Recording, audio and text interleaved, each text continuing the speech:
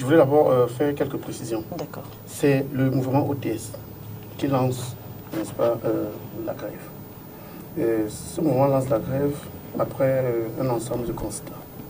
Les constats étant faits, le mouvement, n'est-ce pas, par la voix de ses représentants, va adresser au président de la République une lettre. Et dans cette lettre, ce mouvement, n'est-ce pas, énonce un ensemble de récriminations et propose des voies de sortie. Le 18 février, vous l'avez dit dans votre propos inaugural, certains responsables de ce mouvement vont avoir une séance de travail avec quelques membres du gouvernement, en l'occurrence, Madame la ministre de l'Enseignement secondaire, Nalo Valiunga, le SGPM, Magua Fouda, le ministre d'État, le ministre de l'Enseignement supérieur, Jafam Ndongo, le ministre Grégoire Rona et les responsables du ministère des Finances et de la jeunesse.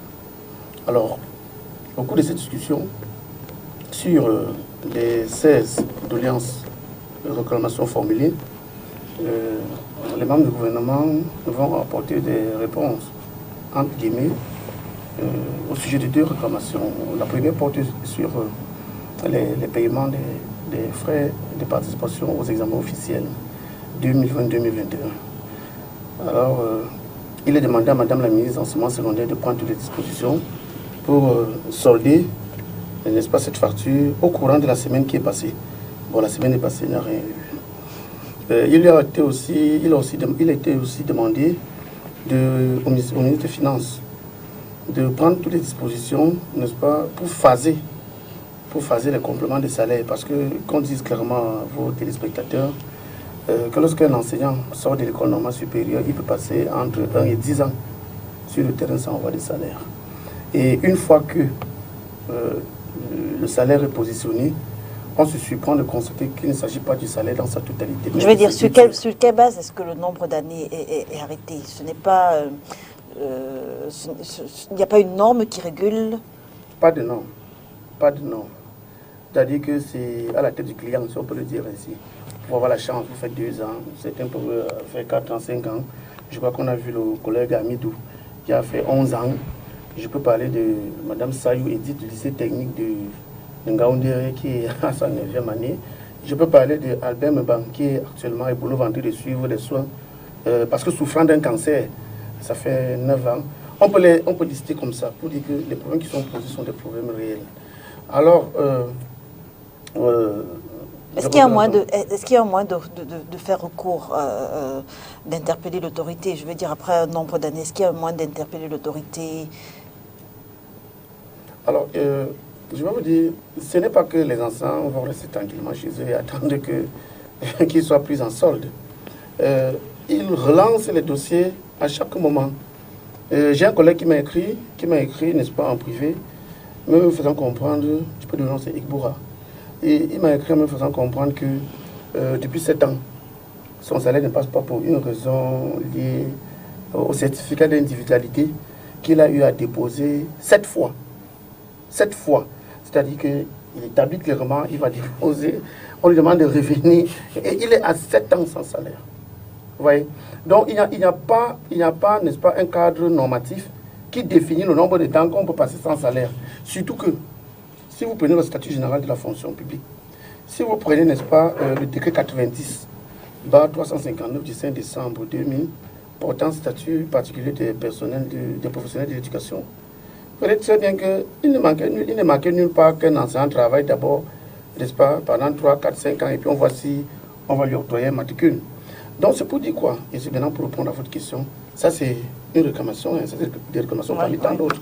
On ne va pas s'étendre là-dessus, vous avez eu les informations dans ce domaine. C'est pour dire que en 2010, il y a eu des concertations qui ont commencé avec l'État du Cameroun de manière à ce que on s'était accordé que lorsqu'un enseignant est affecté, c'est-à-dire envoyé au poste de travail pour la première fois, l'État doit prendre les dispositions de manière à ce que cet enseignant ait au moins une partie de son salaire.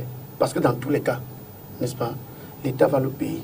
C'est pour ça qu'en 2012, on arrive de manière concertée aux questions de 2 tiers.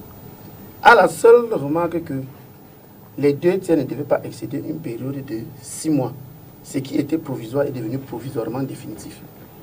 Au point où, jusqu'en 2022, on retrouve les collègues avec 10 ans, 9 ans aux 2 tiers. Ce qui est grave. Quand on dit, par exemple, quand les camarades disent qu'on a trop supporté, c'est que pendant les échanges avec les membres du gouvernement, on avance toujours la question de la sécheresse des caisses, de la question des priorités. Je ne sais pas ce qui est prioritaire dans un pays que l'éducation. Il y a d'autres questions qu'on avance. Et pour cela, les anciens se sont dit, OK, on attend. Avant la CAN, puisque l'autorité administrative était déjà informée qu'il y avait ce problème depuis longtemps, et que les enseignants s'apprêtaient à observer ce débrayage en début du mois de décembre. On a dit, bon voilà, c'est la CAN, laissez les réclamations. Après la CAN, le linge sale va se laver en famille. Je crois que la CAN est terminée. Il était dans le bon ton qu'on posait le problème sur la table. À quel niveau est-ce que ça bloque justement? Est-ce que c'est au ministère des Finances? Quel est le ministère qu'il faut principalement interpeller? Je veux répondre comme j'ai répondu ailleurs. Je veux dire que les Camerounais n'ont pas élu les ministres. Les Camerounais ont élu un chef de l'État, le président de la République. C'est à lui qu'on a adressé la correspondance. Le président de la République, n'est-ce pas, ne pouvant pas exécuter toutes les tâches seul, il s'est fait assister par des serviteurs en latin. Ministère, c'est les serviteurs. Ils servent donc pas le président de la République en tant que personne physique, mais en tant que personne morale, comme institution. Donc, lorsque les charges, n'est-ce pas, sont dégagées, il est question donc pour chaque serviteur de jouer sa part de partition. Les réquisitions, les réclamations qui sont formulées concernent un ensemble de serviteurs de l'État. Le premier serviteur de l'État, c'est Madame la ministre des Enseignements secondaires, Nanova Lionga. Vous savez que dans les revendications, il y a des aspects qui portent sur le statut même des chefs de département, on les appelle les animateurs pédagogiques, qui depuis 10 ans, n'est-ce pas, travaillent sans reconnaissance populaire. Vous voyez? Ça, c'est ce qui concerne Mme Nanova Lionga. La question des matricules concerne le ministre de la fonction publique. C'est lui qui fait ce travail. La question, n'est-ce pas, des engagements financiers concerne le ministre des Finances. La question maintenant de la reprise en solde des enseignants qui, n'est-ce pas, ont quitté leur poste de travail dans le NOZO pour les questions liées à l'insécurité concerne à la fois le président de la République, mais aussi le ministre des Finances. Il est donc question que le président de la République, qui est, n'est-ce pas, l'institutionnel en chef, donne des orientations claires aux serviteurs de la nation à l'effet d'apporter des solutions définitives à ce genre de questions. Nous sommes le 27 février. À quel niveau est-ce que les concertations se trouvent? Alors, il y a eu concertation. Est-ce que la grève se poursuit demain lundi? Ok, je vais répondre. Il y a eu des concertations le 18 février, vous êtes très bien informés. Le 18 février, il a été demandé à Madame la ministre de l'Enseignement secondaire, n'est-ce pas, de faire payer les frais liés à la participation des collègues aux examens 2020-2021. Surtout qu'il faut rappeler que le 1er juillet... Est-ce que les autres acteurs impliqués dans ces examens ont été payés justement? Certains. Il faut rappeler que le 1er juillet 2021, une circulaire du SGPR, le ministre d'État Ferdinand Ngongo, instruisait déjà Madame la ministre de l'Enseignement secondaire en liaison avec le ministre des Finances de prendre toutes les dispositions pour que les acteurs soient soldés. Les acteurs ayant intervenu dans la chaîne des évaluations de 2020-2021 soient soldés.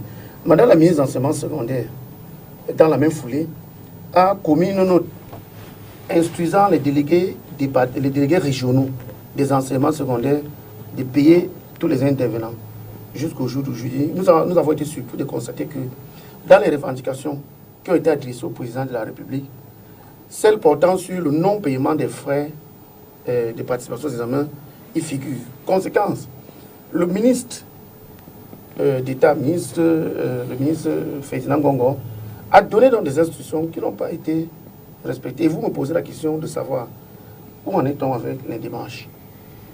Le 21, il y a eu une autre rencontre qui a eu lieu entre les représentants de l'intersyndicale et Madame la ministre de l'Enseignement secondaire. Dans le SINAES.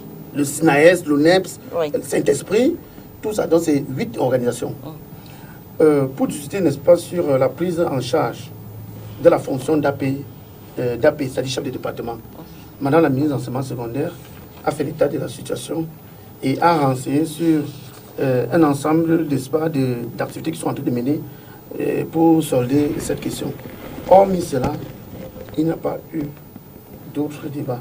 La grève a commencé le lundi 21 et était supposée prendre fin le 23.